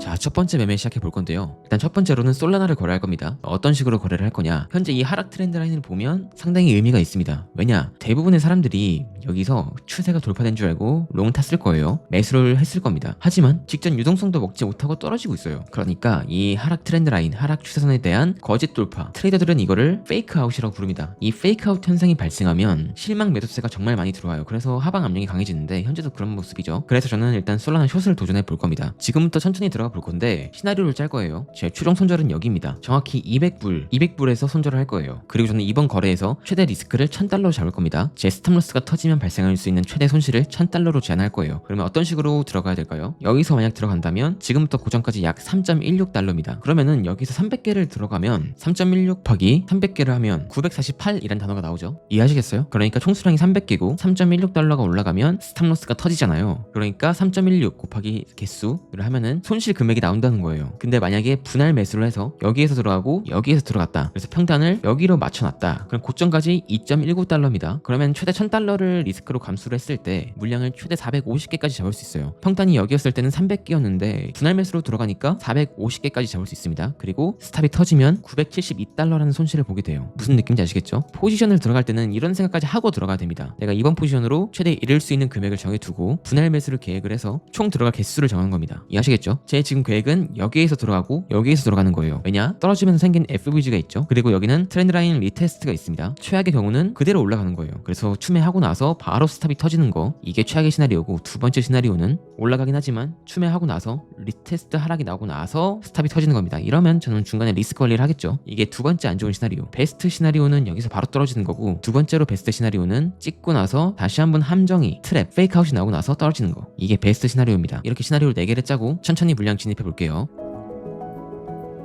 일단 첫 번째 진입이 됐습니다. 그리고 다음 진입은 여기에서 할 거예요. 이 구간이 안 온다 그러면은 추매를 안 하면 그만입니다. 여기가 안 온다는 뜻은 스탑도 안 터진다는 얘기거든요. 그러니까 추매를 하기 전까지는 스탑이 안 터져요. 애초에 분할로 들어갈 걸 생각을 했기 때문에. 그리고 솔라나를 좀 멀리서 보면 이런 식으로 웨지가 나오고 있어요. 다들 아시는 패턴이죠. 하락세기형 패턴. 하락세기형 패턴은 저점을 2번을 갱신하면서 점점 하락 규모가 줄어드는 패턴입니다. 그리고 대표적인 추세 반전의 패턴이죠. 이 패턴은 저점을 2번 갱신할 때부터 반등이 나올 가능성이 높습니다. 그래서 숏 잡은 거는 이 저점을 갱신할 때 전부 다 익절 처리할 겁니다. 애초에 이걸 보고 들어간 거예요. 짧게 먹으려고. 그리고 나서 스위칭은 잘 모르겠어요. 이때 상황을 좀 봐야 될 것 같습니다. 아마 스위칭을 해도 승률이 꽤 높을 거예요. 웨지 패턴은 잘 먹여주는 패턴이기 때문에 손절만 잘 잡고 들어간다면 꽤나 먹을 게 많은 패턴입니다. 그래서 일단은 이 저점을 갱신하면 전부 다 익절 처리할 거다 정도만 알고 계시면 됩니다. 만약에 위로 올라오면 추매하고, 내려왔을 때 리스크 관리하고, 만약에 뒤로 다 뚫으면 여기에서 손절하고, 매매는 꽤나 심플하게 진행할 수 있을 것 같아요. 그러면 조금 지켜보겠습니다.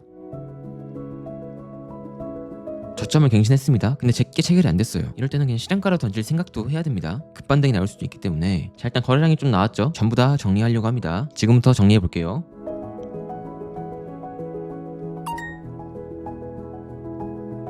저는 전부 다 익절 처리도 완료됐습니다. 첫 번째 매매는 이렇게 마무리됐어요. 솔라나를 거래했고 숏포지션 잡았고 수량은 200개, 총 수익금은 173달러. 이거를 그대로 기록해 두겠습니다. 차트도 그대로 복사해서 매매를 어떻게 했는지도 적어둘게요. 이렇게 적어두고 첫 번째 매매는 이렇게 마무리하겠습니다.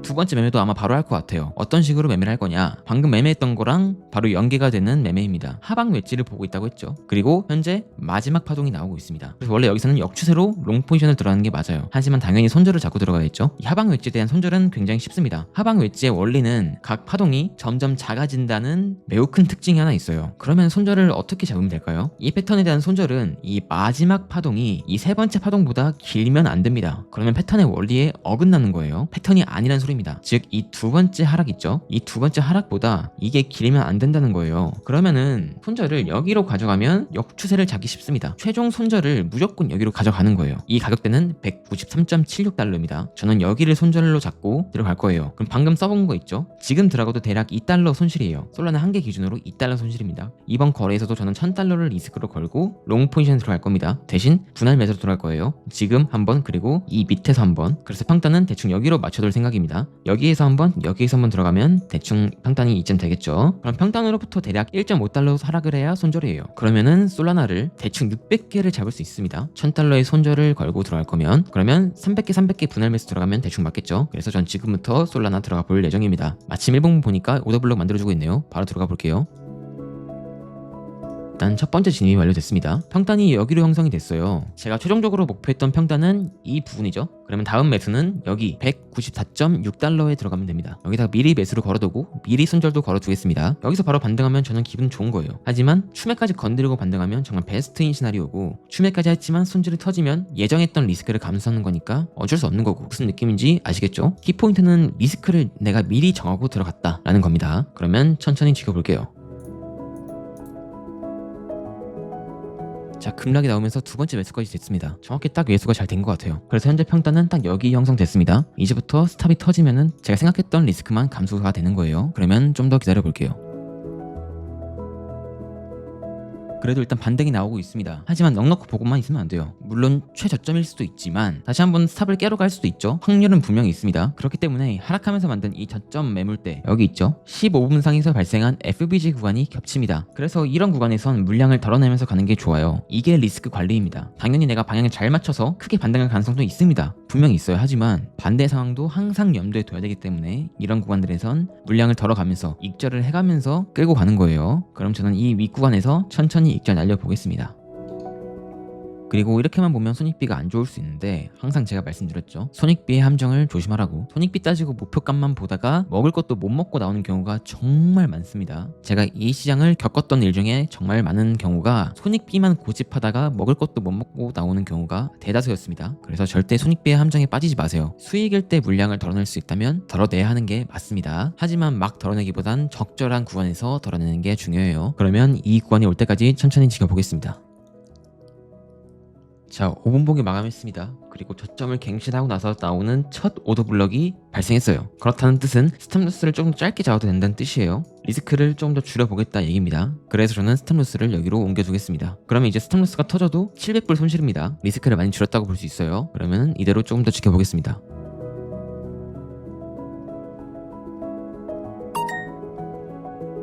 자, 저는 절반 익절 나갔습니다. 그래서 일단 191달러라는 확정 수익을 얻었습니다. 여기서부터는 그냥 지켜봐도 될 것 같아요. 스탑로스도 일단 그대로 둘 예정입니다. 왜냐하면 본절은 내려와서 따일 가능성이 매우 높아요. 반 익절을 해놨으니까 내려오면 오히려 추매를 해야 됩니다. 올라가는 파동을 먹기 위해서. 그래서 본절 로스를 거는 것보단 일단 최종 손절 라인만 걸어두고 나머지는 차트 움직이는 거에 따라서 유기적으로 대응하면 될 것 같습니다. 그러면 천천히 지켜볼게요.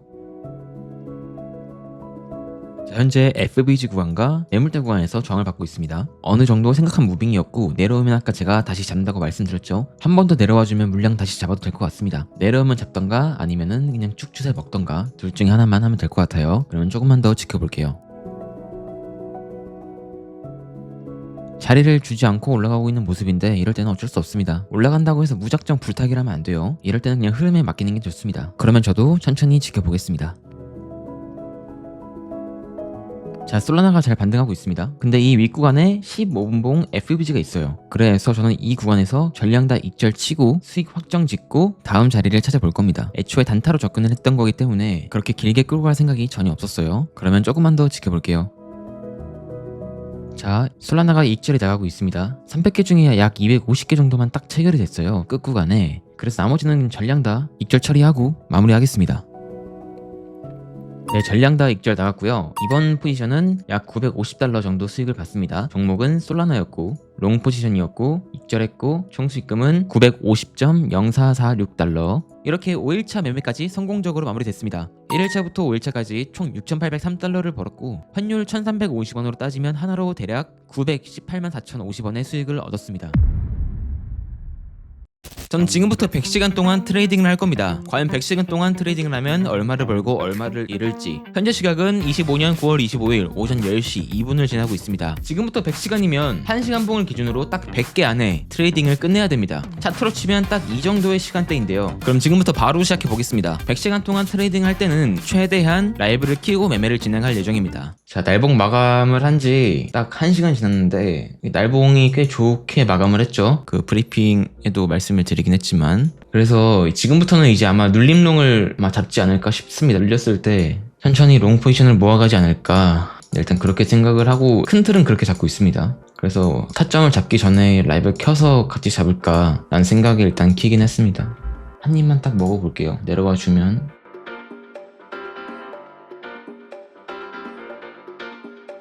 자, 일단 첫 번째 체결이 됐습니다. 비트코인 1개 들어가셨고 내려오면 1개 더 받고 그 다음부터는 추매를 어디서 할지 결정해 볼게요.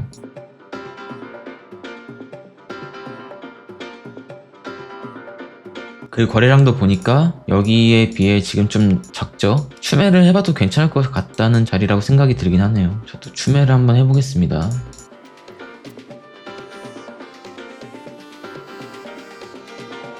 손절은 사실 지금 자리에서는 원래 정배라면 저점에다가 해놓은 게 맞죠. 근데 사실 저는 저점을 깰 수도 있다고 생각을 하고 들어갔었기 때문에 저점을 깨면은 한번 크게 추매를 하고 아예 벗어나면 그때 손절하지 않을까 싶습니다.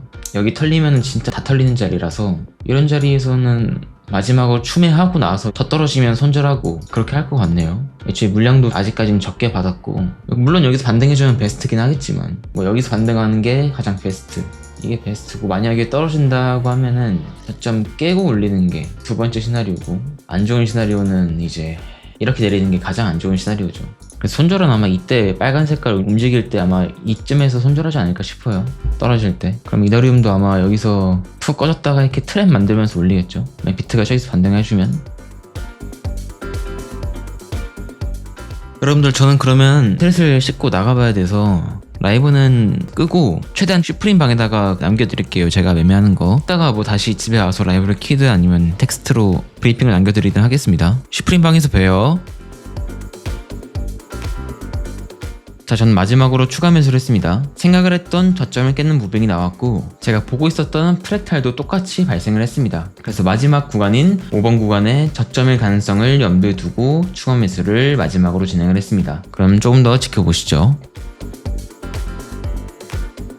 자, 현재 비트코인이 급락을 하면서 생각했던 하락보다 좀 더 깊이 나왔습니다. 이제부터는 최종 손절을 정하고 잘라내는 시기를 정해야 됩니다. 자, 여기서 반등하는 시나리오는 트랩을 만들고 올리는 거, 아니면은 방금 저점을 깨고 올리는 거, 딱 두 가지 정도밖에 없습니다. 그러니까 여기서 반등이 나오냐 아니면 여기서 반등이 나오냐, 이 둘 중에 하나 같은데, 이런 그림이 안 나오면 최종 손절은 현재 지지를 받고 있는 이 날봉 오더블럭 있죠. 이 날봉 오더블럭이 깨지는 이 저점에다가 해두는 게 맞습니다. 근데 최종 손절을 정해뒀다고 한들 깨지기 전에 정리할 수 있으면 정리하는 게 베스트예요. 그래서 지금 생각은 여기서 반등이 나오면은 현재 상황으로서는 가장 베스트, 반등이 안 나오면 저점을 깨고 반등하는 게 베스트인데, 그러면 이 자리는 사실상 이 시나리오에서 물타기를 할 수 있는 가장 좋은 평단이에요. 그래서 저는 여기서 조금 무리를 하더라도 마지막으로 추매를 하지 않을까 싶습니다. 최종 손절이 정해진 지금 추매할 수 있는 가장 마지막 자리, 만약 내려오면은 한번 추매를 하지 않을까 싶어요.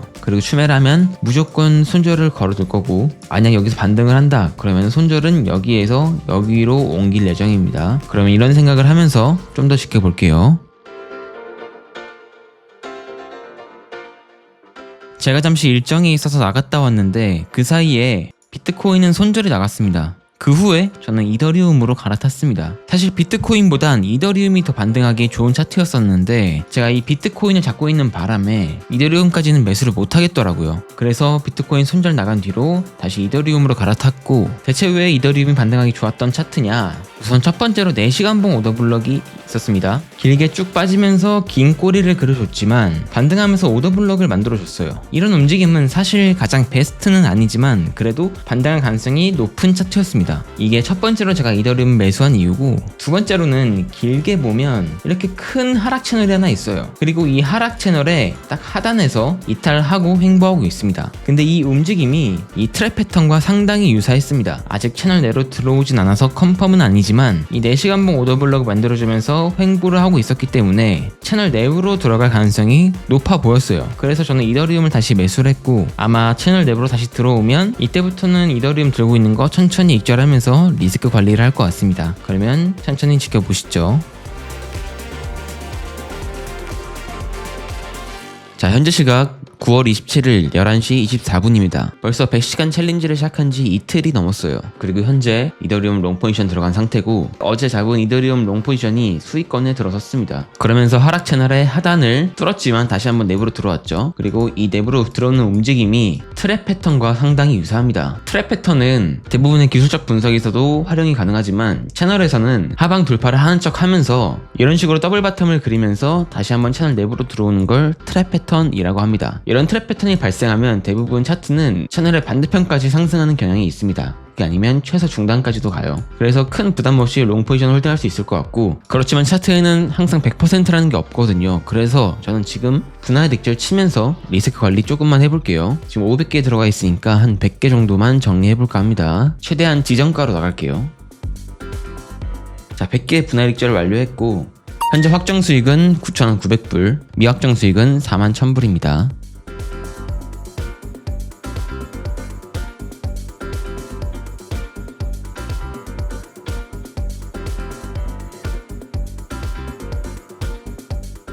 현재 시각 25년 9월 29일 12시 7분 지나고 있습니다. 영상 촬영을 시작한 이후로 딱 100시간이 지난 시점입니다. 저는 딱 이 100시간 동안 2번의 매매를 했습니다. 비트코인 한 번, 그리고 지금 들어가 있는 이더리움 한 번. 비트코인은 약 21,000불의 손실을 보고 종료했지만 아직까지 들고 있는 이더리움은 확정 수익 27,000불, 그리고 미실현 손익 59,000불. 그래서 현재 계좌는 165,000달러. 시작 시세가 10만 달러였으니까 100시간 동안 약 65,000달러의 수익. 하나로 약 9,500만원의 수익으로 100시간 챌린지가 마무리되었습니다. 챌린지를 종료하고 편집을 하다 보니까 저 때가 100시간째가 아니라 98시간째였더라고요. 그 이후로 이번 매매를 마무리하기 위해 녹화를 계속하고 있어서 정말 다행이었습니다. 이후 2시간 동안은 큰 무빙은 없어서 수익을 지킬 수 있었고, 트레이딩을 시작한 지 110시간 부근. 저는 남아있는 이더리움을 정리하기 전에 공개 라이브를 켰고, 그 라이브에서 모든 인증을 하며 매매를 종료했습니다. 그럼 포지션을 정리하는 라이브까지 보고 영상 마치겠습니다. 감사합니다.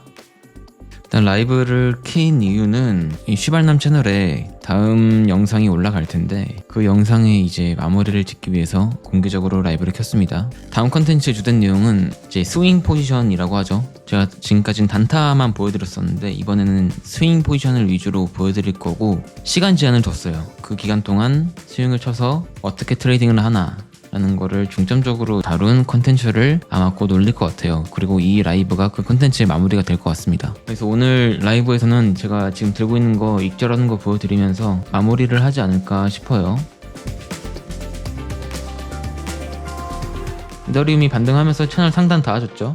그래서 저도 지금 여기서 100개 그냥 분할 익절하겠습니다. 최대한 지정가로. 자, 일단 저는 방금 100개 익절이 됐고 이제 500개 중에 200개만 남았습니다. 확정 수익은 52,000불, 미실현 손익도 52,000불 정도. 한시간봉이 이제 하락장악형이 뜰 것 같죠? 아마 이 하락장악이 되면은 포지션을 종료하지 않을까. 일단은 지금은 그렇게 생각을 하고 있습니다. 좋은 움직임은 아니네요, 확실히. 뚫렸죠? 이거는 뚫렸다고 보는 게 맞는 것 같습니다. 정리를 해볼게요. 그냥 다 정리하겠습니다. 자,